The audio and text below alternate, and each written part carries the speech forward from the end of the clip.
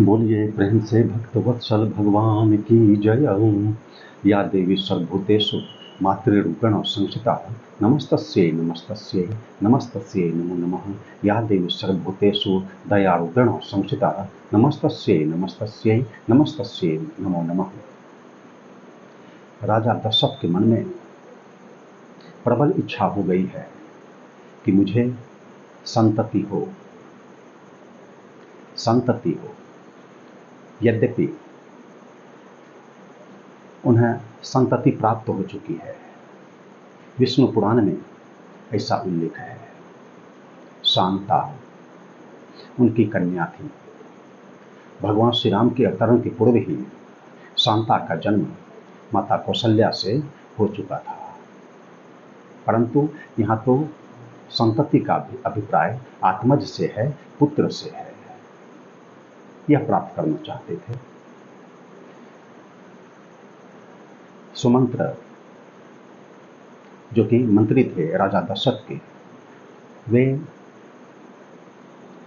अनुकूल समय पाकर प्रसंगानुकूल वृतांत राजा दशरथ को श्रवण करा रहे हैं। वे कहते हैं कि सत्ययुग की बात है। सनत कुमार ने ऋषियों को एक कथा सुनाई। उन्होंने कहा, सनत कुमार ने ऋषियों को, कि अयोध्या के राजा दशरथ होंगे और वे धर्मपरायण होंगे, पराक्रमी होंगे, तीनों लोकों में उनकी ख्याति होगी, परंतु उन्हें एक निश्चित समय तक पुत्र नहीं हुआ होगा। इसके लिए वे इसका उपाय जानना चाहेंगे, उपाय करेंगे। उनके एक मित्र होंगे अंगराज रोमपाद। राजा दशरथ अपनी कन्या रोमपाद को दत्तक पुत्री के रूप में दे देंगे और उस कन्या का विवाह अंगराज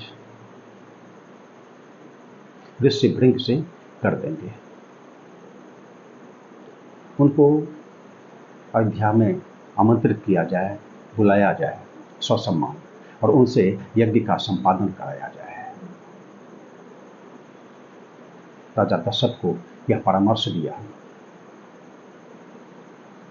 सुमंत्र जी महाराज ने, और तब यह वृतांत राजा दशरथ ने गुरु वशिष्ठ को सुनाया और इस पर उन्होंने भी अपनी प्रसन्नता व्यक्त की और सहमति भी।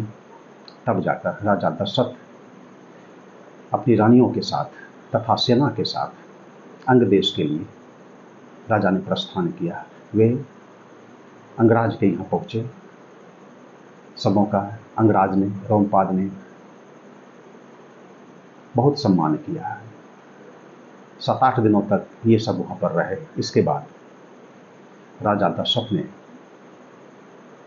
अंग के राजा रोमपाद को अपनी बात सुनाई।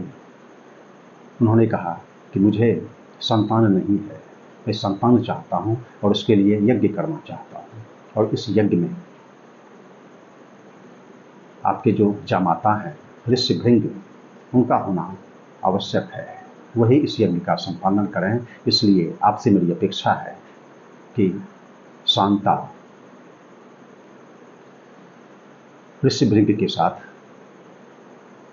मेरे यहाँ चलें, मेरे राज्य में इनका पदार्पण हो और इस यज्ञ का संपादन करें। वे भी प्रसन्न हुए रोमपाद राजा, और उनकी सहमति पाकर ऋषिभृंग अयोध्या आए। वहाँ पर यज्ञ का आयोजन हुआ और 4 पुत्र रत्नों की प्राप्ति राजा दशरथ को हुई, जो सबकी बड़े पराक्रमी और लोकप्रिय हुए। उन सबों की कीर्तियों का क्या कहना। तो यही राजा दशरथ पूर्व जन्म में मनु जी महाराज थे, जिनके मन में हुआ था कि उड़ अभिलाष निरंतर होई, देखियो नयन परम प्रभु सोई। शंभु विरंची विष्णु भगवाना, उपजहि जासु अंश ते नाना, ऐसे प्रभु सेवक बस अहै, भगत हेतु लीला तरु गहै। देखना चाहते हैं, देखा उन्होंने परमात्मा को। नैमिषारण्य में मनु और शत्रुपा ने 12